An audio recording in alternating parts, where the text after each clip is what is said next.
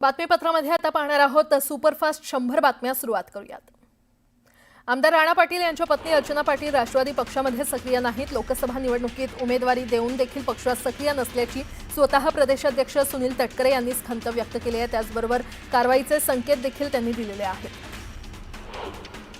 वाशिम जिल्ह्यातील कारंजा, मंगरुळपीर, रिसोड आणि वाशिमसह अनेक भागात पहाटेपासून पावसाने जोरदार हजेरी लावलेली आहे आणि गेल्या अनेक दिवसांपासून पावसाने दडी मारल्यामुळे खरीपाची सोयाबीन, तूर, कपाशीसह इतर पिके सुकण्याच्या मार्गावर होती।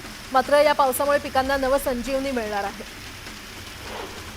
डॉक्टर बाबासाहेब आंबेडकर मराठवाडा विद्यापीठाशी संलग्न पदव्युत्तर विद्यापीठ विद्या परिषदेची बैठक कुलगुरू डॉक्टर विजय फुलारी यांच्या अध्यक्षतेखाली झालेली आहे। पदव्युत्तर अभ्यासक्रमाच्या 186 महाविद्यालयांमध्ये समित्यांनी भेट देत भौतिक सुविधांची तपासणी केली, ज्यामध्ये 70 ते 72 महाविद्यालयांमध्ये पायाभूत सुविधा उपलब्ध असल्याचं दिसलेलं आहे। स्वच्छता रँकिंगमध्ये नागपूरचा 27वा क्रमांक आल्यानंतर नागपूर महापालिका खळबळून जागी झालेली आहे। विशेष पथक स्थापन करून मनपाच्या 10 झोनमध्ये स्वच्छता वाहनांची झाडाझडती घेण्यात आली। घरोघरी जाऊन कचरा संकलन करणाऱ्या वाहनांची महापालिका उपायुक्तांसह अधिकाऱ्यांनी पाहणी केली। महाविद्यालयांनी मुलींच्या मोफत शिक्षण योजनेची प्रभावी अंमलबजावणी करणं गरजेचं आहे। या योजनेपासून एकही मुलगी वंचित राहणार नाही याची सर्व महाविद्यालयांच्या प्राचार्य आणि विभाग प्रमुखांनी गांभीर्यानं नोंद घेण्याची सूचना सावित्रीबाई फुले पुणे विद्यापीठानं दिली आहे। तसंच योजनेची अंमलबजावणी न करणाऱ्या महाविद्यालयांवर कठोर कारवाई करण्याचा स्पष्ट इशारा देखील विद्यापीठाकडून देण्यात आलेला आहे। नागपूरमध्ये रेल्वे स्थानक आणि अजनी रेल्वे स्थानकातील प्लॅटफॉर्म तिकीट विक्री 25 जुलैपर्यंत बंद राहणार आहे। संत ताजुद्दीन बाबा यांचा 130रा वार्षिक उरूस निमित्त नागपुरात देशभरातून भाविक येतात आणि त्यामुळे रेल्वे प्लॅटफॉर्मवर भाविकांची गर्दी टाळण्यासाठी तिकीट विक्री तात्पुरती बंद करण्याचा निर्णय रेल्वे प्रशासनानं घेतलाय। धाराशिवमध्ये गोवंश हत्याबंदी सुधारित कायदा 2015 रद्द करण्यात यावा यासाठी ऑल इंडिया जमियतून कुरेशी संघटनेच्या वतीनं जिल्हाधिकारी कार्यालयासमोर धरणे आंदोलन करण्यात आलं। या आंदोलनामध्ये हजारो बांधव सहभागी झाले होते। या कायद्याचा गैरवापर थांबावा आणि कायदा रद्द करा, अन्यथा तीव्र आंदोलन करण्याचा इशारा त्यांनी जिल्हाधिकाऱ्यांना दिला। सुपा एमआयडीसी मधील बेवरेजेस लिमिटेड सुपा या कंपनीविरोधात नागरिकांनी बेमुदत उपोषण सुरू केलंय। कंपनीनं परिसरात केमिकलयुक्त दूषित पाणी सोडल्यानं शेतजमिनी, जनावरं आणि पिण्याच्या पाण्याचं मोठं नुकसान झालंय। त्यामुळे ग्रामस्थांकडून तीव्र संताप व्यक्त केला जातोय। पाटण तालुक्यातल्या बहुलेश्वर महादेव मंदिराशेजारील रस्त्यावर भर दिवसा बिबट्या फिरताना पाहायला मिळाला। एका तरुणानं आपल्या मोबाईलमध्ये बिबट्याला कैद केलंय। दरम्यान बिबट्याचा बंदोबस्त करण्याची मागणी नागरिकांकडून केली जाते। महाड एमआयडीसी मधील एक धक्कादायक प्रकार समोर आलाय। महाड एमआयडीसी मधील डी प्लॉटमध्ये असणाऱ्या न्यू इंडिया कंपनीच्या आवारातून मोठ्या प्रमाणात प्रदूषित पाणी बाहेर सोडण्यात आलं। कंपनीच्या आवारातून बिनधास्तपणे प्रदूषित पाणी रस्त्यावर आणि नाल्यात सोडलं जात असल्यानं या कंपनीवरती कारवाई तरी कधी होणार असा प्रश्न केला जातोय।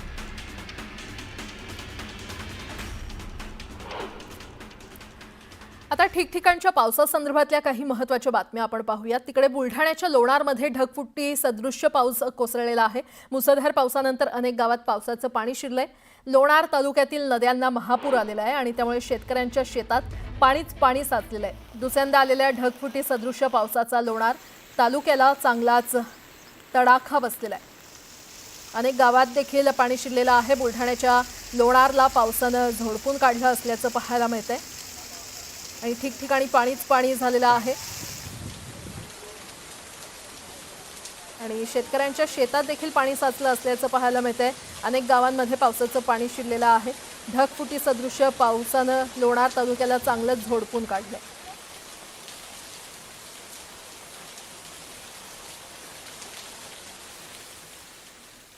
हिंगोलीच्या सेनगाव तालुक्यातील बर्डा गावाच्या शिवारातून वाहणाऱ्या सरस्वती ओढ्याला पूर आलेला आहे। काल रात्री या भागात झालेल्या मुसळधार पावसामुळे या ओढ्याला हा पूर आलाय आणि या ओढ्याच्या पात्रालगत असणाऱ्या महादेव मंदिरात देखील पाणी घुसलेलं आहे। या मंदिरामध्ये 3 जण अडकलेले आहेत। दरम्यान या तिघांना बाहेर काढण्यासाठी प्रशासनाचं बचाव पथक रवाना झालंय। या 3 जणांमध्ये मंदिराचा पुजारी आणि 2 शेतकरी आहेत। फोटो काढ द्या।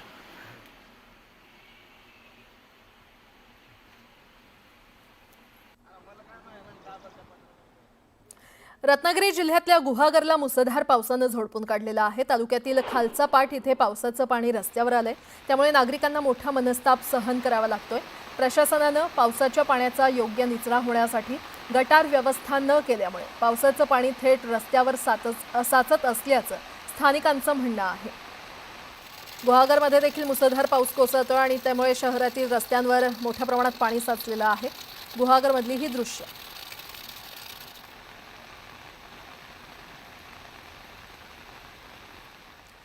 चिपळूण कराड मार्गावरील कुंभारली घाटातील मुख्य रस्ता खचलेला आहे. नव्यानं केलेल्या संरक्षक भिंतीच्या बाजूला मुख्य रस्त्याला मोठे तडे गेलेले आहेत. कुंभारली पोलीस चेकपोस्ट पासून काही अंतरावर असलेल्या रस्त्याला हे तडे गेलेत आणि त्यामुळे प्रचंड धुक्यामुळे वाहन चालकांना मोठी कसरत करावी लागते. पावसाचा जोर वाढल्यास मार्ग अधिक खचण्याचा धोका आहे.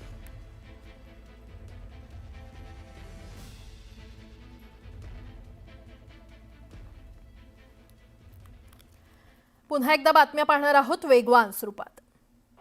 मुंबईसह ठाणे पालघर भागात आज मुसळधार पावसाचा अंदाज हवामान खात्यानं वर्तवलेला आहे. या कालावधीत जोरदार वाऱ्यांसह पावसाची शक्यता आहे. गेल्या 2 दिवसात राज्यात सर्वत्र जोरदार पाऊस सुरू आहे, तर विदर्भात देखील मुसळधार पावसाचा अंदाज व्यक्त केला जातो. दीर्घ विश्रांतीनंतर कमबॅक केलेल्या कोसळधारांनी आठवड्याच्या पहिल्याच दिवशी मुंबईकरांना गारद केलं. पहाटेपासूनच सकाळी 11 वाजेपर्यंत पडलेल्या मुसळधार पावसामुळे सखल भागात पाणी साचलं. परिणामी शाळा गाठणाऱ्या विद्यार्थी आणि पालकांसोबत ऑफिससाठी धावपळ करणाऱ्या नोकरदारांची देखील पावसाच्या पाण्यातून वाट काढताना दमछाक झाली. मुंबईसह उपनगरात गेल्या 24 तासात पावसानं जोरदार हजेरी लावली असून सांताक्रूज इथे पावसाच्या नोंदींमध्ये वाढ झालेली आहे. मात्र जुलै महिन्याच्या सरासरीपेक्षा अद्यापही पाऊस कमीच आहे. जळगाव जिल्ह्यासाठी यंदाच्या पावसाळ्यात पावसाची आकडेवारी कमी असली तरी जिल्ह्यातील मोठ्या प्रकल्पांसह मध्यम प्रकल्पांमधील जलसाठ्याची स्थिती दिलासादायक आहे. 20 जुलैपर्यंत जिल्ह्यात मोठे मध्यम आणि लघु प्रकल्प मिळून 40% जलसाठा उपलब्ध आहे, जो गेल्या वर्षीच्या याच दिवसाच्या 27% साठ्यापेक्षा जास्त आहे आणि यामुळे जिल्ह्यातील पाणी टंचाईची मोठी चिंता तुर्तास दूर झालेली आहे. वाशिम जिल्ह्यातील काही ठिकाणी 18 दिवसांच्या विश्रांतीनंतर सोमवारी संध्याकाळी दमदार पाऊस पडला. गेल्या अनेक दिवसांपासून पावसाच्या प्रतीक्षेत असलेले शेतकरी या पावसामुळे आनंदित झालेले आहेत. तर या पावसामुळे खरीपाच्या सोयाबीन, तूर, कपाशीसह इतर पिकांना नवसंजीवनी मिळाली आहे. अनेक दिवस विश्रांती घेतल्यानंतर धाराशिवमध्ये पावसानं हजेरी लावली आणि त्यामुळे परिसरातील शेतकऱ्यांना मोठा दिलासा मिळाला आहे. हवामान खात्याकडून आजही पावसाची शक्यता वर्तवण्यात आली आहे. गेल्या अनेक दिवसांपासून प्रतीक्षेत असलेला मान्सून अखेर शिरूर तालुक्यात दाखल झाला आहे. तालुक्याच्या विविध भागांमध्ये समाधानकारक पावसाची नोंद होत असून त्यामुळे खरीप हंगामाला गती मिळणार आहे. यामुळे शेतकऱ्यांच्या चेहऱ्यावर समाधान झळकत असून त्यांची चिंता देखील काही अंशी दूर झालेली आहे. राज्यातील परिचारिका संघटनांनी विविध मागण्यांसाठी गुरुवारपासून पुकारलेल्या संपामुळे जे कामा, सेंट जॉर्जेस, जीटी रुग्णालयातील नियमित शस्त्रक्रिया पूर्णपणे बंद केल्यात. केवळ अतितत्काळ शस्त्रक्रिया करण्यात येत आहेत. संपाच्या 5व्या दिवशी तोडगा न निघाल्यामुळे रुग्णांचे हाल होत आहेत. खासगी ओला, उबर आणि रॅपिडो ऑटो टॅक्सी चालकांनी त्यांच्या विविध मागण्यांकडे सरकारनं गांभीर्यानं लक्ष दिलं नाही, तर येत्या बुधवारी मुंबई, पुणे आणि नागपूर शहरात चक्काजाम आंदोलन करण्याचा इशारा दिलाय. या पार्श्वभूमीवर मंगळवारी परिवहन विभागाच्या शिष्टमंडळासोबत बैठक होणार आहे. या बैठकीत सकारात्मक निर्णय झाला नाही तर बंद पुन्हा सुरू करण्यात येईल, अशी स्पष्ट भूमिका चालक संघटनांनी घेतली आहे. अहमदाबाद विमान अपघातापासून एअर इंडिया ही विमान कंपनी चर्चेत आहे. या दरम्यान केंद्र सरकारनं संसदेत मोठा खुलासा केलाय. गेल्या 6 महिन्यात एअर इंडियाला सुरक्षा उल्लंघनांच्या 5 प्रकरणात 9 वेळा कारणे दाखवा नोटीस पाठवण्यात आलेली आहे, अशी माहिती नागरी उड्डाण मंत्री मुरलीधर मोहोळ यांनी सोमवारी राज्यसभेत दिली आहे. गणेशोत्सवासाठी पुण्यातून कोकणात जाणाऱ्यांची संख्या जास्त असते. कोकणवासियांना जाण्यासाठी अडचणी येऊ नये यासाठी पुणे रेल्वे विभागाकडून एकूण 12 रेल्वे सोडण्यात येणार आहेत. त्यामुळे गणपती उत्सवाला कोकणात जाणाऱ्यांना दिलासा मिळाला आहे. अमेरिकेचे अध्यक्ष डोनाल्ड ट्रम्प यांच्या टुरिफ बॉम्बनं जगभरात अस्वस्थतेचं वातावरण आहे आणि त्यांच्या या निर्णयामुळे जागतिक अर्थव्यवस्था संकटात सापडण्याची शक्यता आहे. त्यामुळे अनेक गुंतवणूकदार आता सोन्या चांदीच्या गुंतवणुकीकडे वळत आहेत आणि त्यामुळे सोन्या चांदीच्या दरात पुन्हा वाढ झाली असून सोन्याचे दर पुन्हा एकदा 1 लाखांवर गेलेले आहेत. भारतीयांनी दररोज सरासरीपेक्षा दुपटीहून अधिक मिठाचं सेवन सुरू ठेवल्यामुळे एक अदृश्य महामारी देशात विस्तारते, असा इशारा भारतीय वैद्यकीय संशोधन परिषदेनं दिलेला आहे. अतिसेवनामुळे हृदयरोग, उच्च रक्तदाब, मूत्रपिंड निकामी होणं, मेंदूचा झटका येणं अशा अनेक गंभीर आजारांचा धोका वाढत असल्याचं वैद्यकीय संशोधन परिषदेनं म्हटलेलं आहे. आता एक मोठी बातमी. संदीपान भुमरे यांच्या ड्रायव्हरला आयटीची नोटीस आलेली आहे. ड्रायव्हर जावेद शेखची आयटी आता चौकशी करणार असल्याचं कळतंय. जावेदनं चौकशीसाठी आणखी वेळ मागितल्याची माहिती समोर येते. तर हिबानामा जमीन प्रकरणी ही चौकशी होणार आहे. सालारजंग कुटुंबानं हिबानामा म्हणून जमीन दिलेली आहे आणि त्याच पार्श्वभूमीवर ही नोटीस पाठवण्यात आलेली आहे आणि त्याच प्रकरणी ड्रायव्हर जावेद शेख याची आयटी चौकशी करणार आहे आणि या संदर्भात अधिक माहिती देत आहेत आमचे प्रतिनिधी अविनाश कानडजे आपल्यासोबत जोडले गेलेले आहेत. अविनाश, आपण जर बघितलं तर मागील बऱ्याच दिवसापासून या जमिनीचा जो आहे तो वाद सुरू आहे. माजी खासदार जयत इम्तियाज जलील यांनी यामध्ये अनेक आरोप केले. त्यानंतर हे संपूर्ण प्रकरण समोर आलं. हैदराबादचे जे सालारजंग कुटुंब आहे त्यांनी संदीपान बुमरे यांचे जे ड्रायव्हर आहे त्यांना ही जमीन इबानामा म्हणजेच बक्षीस पत्र करून दिलेली आहे. सुरुवातीला ही जमीन जी होती ती 2.5 एकर होती. मात्र माजी खासदार इम्तियाज जलील यांनी पुन्हा एकदा पत्रकार परिषद घेऊन ती जमीन 9 एकर असल्याचा दावा केलाय, तसा आरोप त्यांनी केलाय.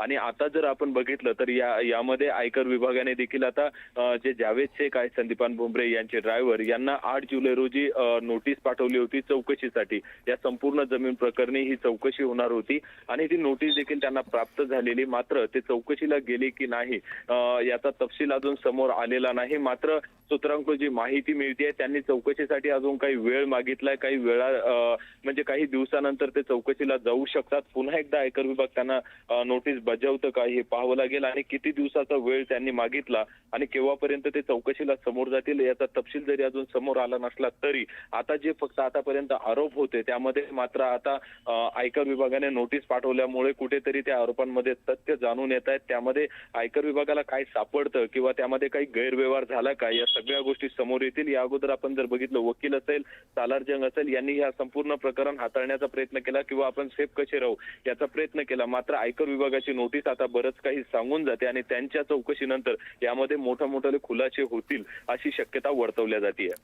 ठीक आहे अविनाश, धन्यवाद या सविस्तर माहितीसाठी. एक मोठी बातमी, अल्पवयीन मुलीवर अत्याचार आणि हनी ट्रॅप प्रकरणी मुंबईतील अंधेरी MIDC आणि साकीनाका पोलीस ठाण्यात गुन्हा दाखल करण्यात आलेला आहे.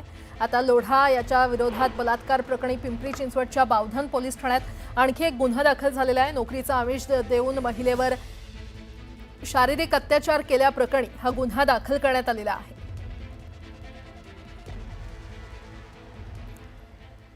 पुन्हा एकदा बातम्या वेगवान स्वरूपात. कोस्टल रोड हा वाहतुकीसाठी टप्प्याटप्प्यानं खुला करण्यात आलेला आहे. त्यावर सुरक्षित वाहतूक आणि वेग मर्यादांवर नियंत्रण ठेवण्यासाठी पालिकेनं ठिकठिकाणी लावलेले 236 CCTV कॅमेरे देखील आता कार्यान्वित झालेले आहेत. त्यामुळे जलद वाहतुकीबरोबरच सुरक्षित वाहतुकीची देखील सुविधा आता कोस्टल रोडवर मिळणार आहे. मुंबई शहरातील दुकानांवर मराठी पाट्या न लावणाऱ्या दुकानदारांवर महापालिकेनं कारवाईचा बडगा उगारलेला आहे. यामध्ये सुमारे 3040 दुकानदारांना पालिकेनं नोटीसा बजावल्यात. सर्वोच्च न्यायालयाच्या निर्देशानंतर दुकानं आणि आस्थापनांवर मराठी पाट्या लावणं बंधनकारक करण्यात आलेलं आहे. दुकानांवर पाट्या लावण्यास दुर्लक्ष करणाऱ्या दुकानांवर महापालिकेकडून तपासणी करून कारवाई केली जाते. देशात राष्ट्रीय स्वच्छ हवा कार्यक्रमांतर्गत येणाऱ्या 130 शहरांपैकी 103 शहरांमध्ये 2017-18च्या तुलनेत 2024-25 मध्ये PM10च्या पातळीमध्ये सुधारणा झाल्याचं सरकारी आकडेवारीमधून समोर आलेलं आहे. यामध्ये मुंबईच्या PM10 प्रदूषण पातळीमध्ये सर्वाधिक 44% घट नोंदवण्यात आलेली आहे. यानंतर कोलकात्याचा समावेश आहे. राज्य मार्ग परिवहन महामंडळाने राज्यभरात राबवलेल्या बाळासाहेब ठाकरे स्वच्छ सुंदर बस स्थानक अभियानात 149 बस स्थानकं स्वच्छता राखण्यात अपयशी ठरल्यानं नापास झालेली आहेत. राज्यातील एकूण 568 स्थानकांपैकी 201 स्थानकांना 70पेक्षा जास्त गुण प्राप्त झाले. पिंपरी चिंचवड महापालिकेच्या कर आकारणी आणि कर संकलन विभागामार्फत 2025-26 या आर्थिक वर्षाच्या पहिल्या 3 महिन्यात 15,53,11,730 रुपयांची पाणीपट्टी वसूल करण्यात आली. त्यामध्ये सर्वाधिक 6,53,05,159 एवढी रक्कम ऑनलाईन जमा झाली आणि गेल्या वर्षीच्या तुलनेत यंदा 45 लाखांची अधिक वसुली झालेली आहे. पुणे शहर पोलीस दलातील 12 पोलीस निरीक्षकांच्या प्रशासकीय कारणास्तव अंतर्गत बदल्या करण्यात आलेल्या आहेत. त्यामध्ये 5 पोलीस ठाण्यातील वरिष्ठ निरीक्षकांचा समावेश आहे. याबाबतचा आदेश पोलीस आयुक्त अमितेश कुमार यांनी काढला आहे. ठाणे महापालिकेची आरोग्य यंत्रणा आता हायटेक होत असून 33 आरोग्य केंद्र आणि 6 प्रसूतिगृहांच्या ठिकाणी औषधांचा साठा किती उपलब्ध आहे, तो केव्हा संपणार, कालबाह्य झालेली औषधं किती याची माहिती अगदी एका क्लिकवर उपलब्ध होणार आहे. यामुळे प्रत्येक आरोग्य केंद्रासह प्रसूतिगृहात मुबलक औषधांचा साठा उपलब्ध होऊन तो संपण्याआधीच त्याची खरेदी करणं शक्य होणार आहे. मुंबईतील ऐतिहासिक वास्तूंचं जतन आणि संवर्धन करण्यासाठी महानगरपालिका प्रशासनाकडून विशेष प्रयत्न केले जातात आणि या इमारतीची भव्यता आणि सौंदर्य देशविदेशातील पर्यटकांनी देखील भुरळ घालते. जानेवारी 2021 ते जुलै 2025 या 4.5 वर्षात मुंबईकरांसह देशविदेशातील मिळून सुमारे 20,000 पर्यटकांनी महानगरपालिका मुख्यालयाच्या ऐतिहासिक वास्तूची सहल केली. पॉलिटेक्निक अभ्यासक्रमाच्या प्रवेशाची दुसरी यादी सोमवारी तंत्रशिक्षण संचालनालयानं जाहीर केलेली आहे। या फेरीसाठी 63,460 विद्यार्थ्यांनी अर्ज भरले होते। त्यापैकी 51,223 विद्यार्थ्यांना प्रवेश जाहीर झालेले आहेत आणि या फेरीमध्ये प्रवेश मिळालेल्या विद्यार्थ्यांना 22 ते 24 जुलै या कालावधीमध्ये संबंधित संस्थेमध्ये जाऊन मूळ कागदपत्रांसह प्रवेश घ्यावा लागणार आहे। कृषी अभ्यासक्रमाच्या प्रवेश प्रक्रियेला 6 दिवसांची मुदतवाढ देण्यात आलेली आहे। विद्यार्थ्यांना आता 27 जुलैपर्यंत अर्ज करता येणार आहे। प्रवेशाची पहिली यादी 9 ऑगस्टला जाहीर करण्यात येणार आहे। मुंबई महापालिकेच्या आपत्कालीन कक्षानं गोविंदांसाठी सुरू केलेल्या 1916 या हेल्पलाईनचे टी-शर्ट परिधान केलेले स्वयंसेवक दहीहंडी उत्सवाच्या दिवशी शहरात तैनात करा, असे निर्देश मुंबई उपनगर पालकमंत्री तथा सांस्कृतिक कार्यमंत्री आशिष शेलार यांनी मुंबई महापालिकेला दिले। मुंबईत गेल्या 3 वर्षांमध्ये पुरुष आणि स्त्री नसबंदी मिळून एकूण 34,805 शस्त्रक्रिया यशस्वीपणे झालेल्या आहेत आणि मुंबई महानगरपालिकेच्या सार्वजनिक आरोग्य विभागाच्या माध्यमातून केंद्र शासनाच्या कुटुंब कल्याण कार्यक्रमांतर्गत या शस्त्रक्रिया करण्यात आल्या। बाजारपेठेतील वाढत्या किमतींमुळे 2024-25 अंतर्गत रब्बी हंगामातील शेतमालाच्या विक्रीत हरभरा खरेदीमध्ये मोठी घट झाली। याचा महाराष्ट्रातील शेतकऱ्यांना थेट फटका बसलाय। गेल्या हंगामात 3.93 लाख शेतकरी लाभार्थी होते। यंदा हा आकडा शून्यावर आलाय, म्हणजेच ही खरेदी जवळपास पूर्णपणे थांबलेली आहे। चंद्रपूरच्या रामबाग मैदानाचा मुद्दा पुन्हा चर्चेत आला। या ठिकाणी मैदानाच्या एका कोपऱ्यात 100 वृक्ष तोडून पुन्हा एकदा नवी जिल्हा परिषद इमारत बांधण्याचा घाट घातला जातोय। याची कुजबूज लागताच पुन्हा एकदा सामाजिक कार्यकर्त्यांनी याबाबत विरोधी भूमिका घेतली आहे। दरम्यान आमदार किशोर जोरगेवार यांनी या ठिकाणी जिल्हा परिषदेची इमारत होणार नाही असं स्पष्ट केलं। अंबरनाथमध्ये सीएनजीचा पुरवठा करणाऱ्या ट्रकमधून मोठ्या प्रमाणात गॅस भरत असताना गॅस गळती झाली। अचानक झालेल्या गॅस गळतीमुळे सगळ्यांची पळापळ झाली, तर महामार्गात शेजारी हा सीएनजी पंप असल्यानं वाहन चालकांमध्ये एकच गोंधळ उडाला। मात्र वेळीच ही गॅस गळती रोखण्यात यश आल्यानं मोठा अनर्थ टळला। गोंदिया शहराला लागून असलेल्या फुलचूर जिल्हा परिषदेचे माजी जिल्हा परिषद सदस्य राजेश चतुर यांनी वृक्ष लागवड करून वाढदिवस साजरा केला। पंतप्रधान मोदींनी केलेल्या आवाहनानुसार झाड लावत असल्याचं त्यांनी सांगितलं। खासदार निलेश लंके यांच्या अभिनव संकल्पनेतून 200हून अधिक निवृत्त शिक्षकांसाठी संसदेच्या अभ्यास दौऱ्याचं आयोजन करण्यात आलं। यावेळी शिक्षकांनी संसद भवनात प्रत्यक्ष कामकाज पाहून मंत्री आणि खासदारांशी संवाद साधला। भारतरत्न डॉक्टर बाबासाहेब आंबेडकर यांच्या नियोजित पूर्णाकृती पुतळा लोकार्पण सोहळ्यानिमित्त अहिल्यानगर येथील चौकाला त्यांचं नाव देण्याची मागणी पुतळा समितीनं केलेली आहे। समितीनं मनपा आयुक्तांना निवेदन दिलं।